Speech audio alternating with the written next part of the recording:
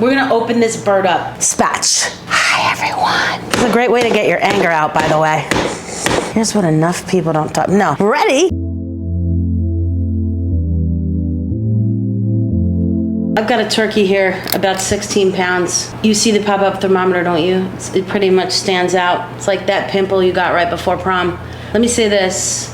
By the time that thing pops up, your turkey's overcooked. But by the time that thing pops up, your turkey is definitely cooked. And I know a lot of you out there kind of want to know that your turkey's cooked. Even if it's slightly overcooked, it makes you feel better. So I'm actually not against the pop-up. I'm just saying when it starts to look like it's starting to pop up, that's when you should really take it out. A lot of people talking to me about cooking your turkey upside down, so breast side down. I don't want to flip a whole turkey over when it's hot. I don't want to flip over a 16-pound piece of meat when it's boiling hot in the oven, so I'm a big fan of roasting it upright like this and using the pop-up thermometer as like a little insurance policy, like, yeah, it's really cooked. Now, that said, there's another method that gets you to your destination more quickly, and that's spatchcocking. So here's how to do it.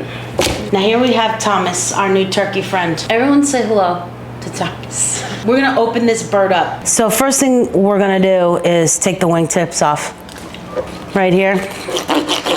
We're gonna go down to the top of the drum at the bottom, and then we're gonna bend it and cut that right off. Now, this is my favorite part of the turkey, so we're gonna cook these. But now I've got it. See, it looks almost more like a chicken now. And we're gonna do the same thing on the other side. Down, below that bottom, go around a little bit. Make sure you're hitting the bone and bend. And you are right at that perfect spot. Delicious. Now, this looks kind of discolored. That's because I had this sitting out overnight without any cover on it. What does that do? It dries out the skin. And when you let your turkey sit overnight without covering on it in the fridge, cold, but no plastic or anything covering it, it dries the skin out. And when you roast your turkey, your skin is crispier. So that's a good thing to do. But that's why Thomas looks a little bit beige these days. I'm gonna cut off this little bit that holds the legs together. You see I'm opening it up. All right, turkey, stand it up. This is called the Pope's nose. It's crispy and delicious. If it's in the way, we'll keep it and roast it upright. Backbone. Like an anatomy teacher. Backbone, legs on one side. I'm using a serrated knife. You can use a scissor.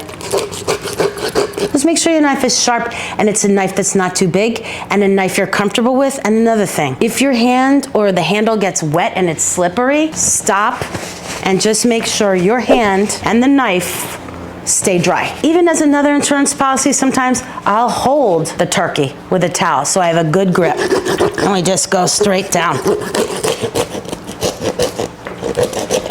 One side of the backbone. And then all of a sudden, we're in the building. Sorry, Thomas. You were good. Okay, now I've got the other side of the backbone and I want to get rid of this backbone. You just go down the other side. Piece of cake, look at this. Now, this is a delicious thing, this backbone. So we're gonna roast it and we'll use the roasted bones in our gravy, right? Nothing gets wasted. So this backbone. Hi, everyone. Okay, little bone hanging around the building. So this opens up the whole turkey because we just cut out the backbone. Now you see it wants to spatch. It wants to spatch, but what's holding it is this breastbone. Go in here, make a little cut,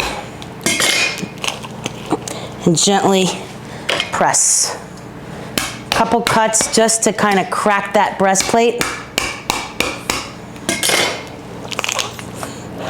It's a great way to get your anger out, by the way. Spatchcock. Tray. Let's put some crazy on here. A little spice for Thomas. Thomas led a spicy life. Some salt, little paprikas. You can use the hot or the sweet. I like the hot. Don't put too much. And paprika. Notice how I've separated out a little salt from my salt container so I don't contaminate all my salt with turkey blood that may be on my hands. We don't want to say hi to our buddy Sal Manella. Nice guy, but we don't want to know him. I'm gonna put a little of this on the skin.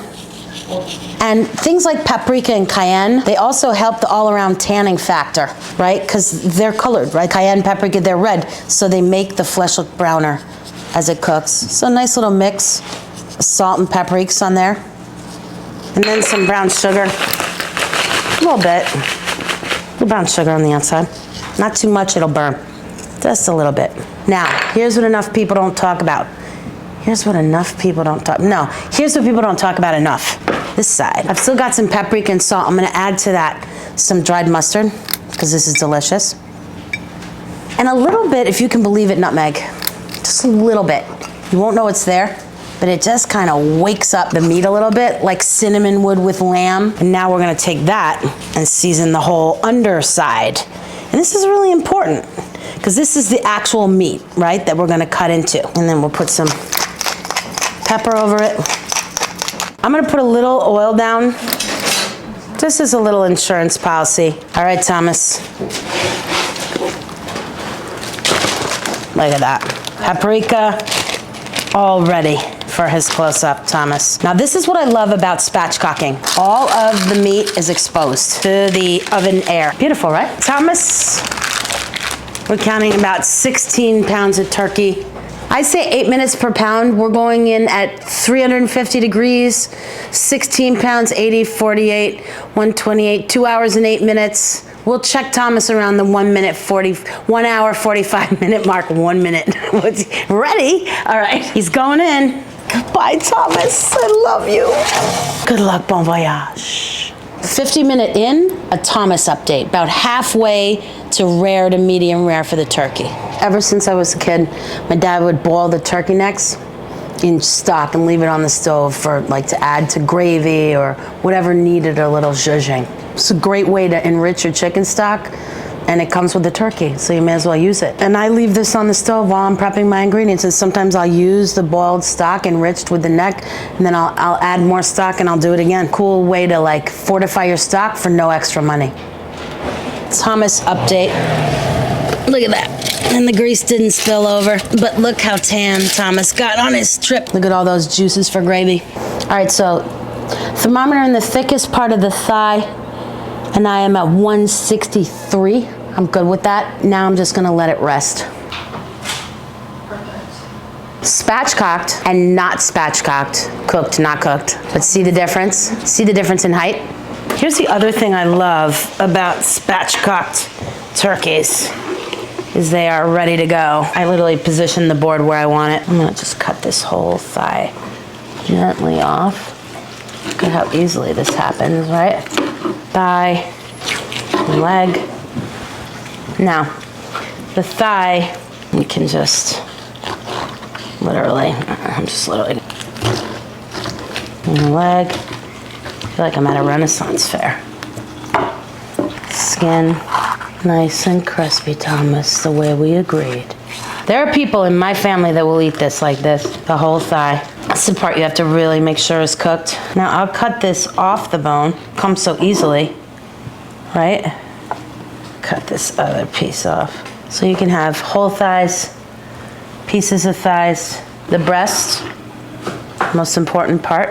I'll go right down the middle. Just gotta find the end. That's the breast. Still on some of the bone, right? You can do any number of things here. Let me just show you one breast at a time. I know you want turkey. I know. You don't have to yell at me. What? Why are you so mad? You just want to get that bit of the breastbone that's still there out of the picture. It's that breastbone. And now we got that turkey breast and we just slice. Let me take that bottom piece off. And now I'm just slicing. Nice and easy. All the way down. Look at that, beautiful. The other one the same way.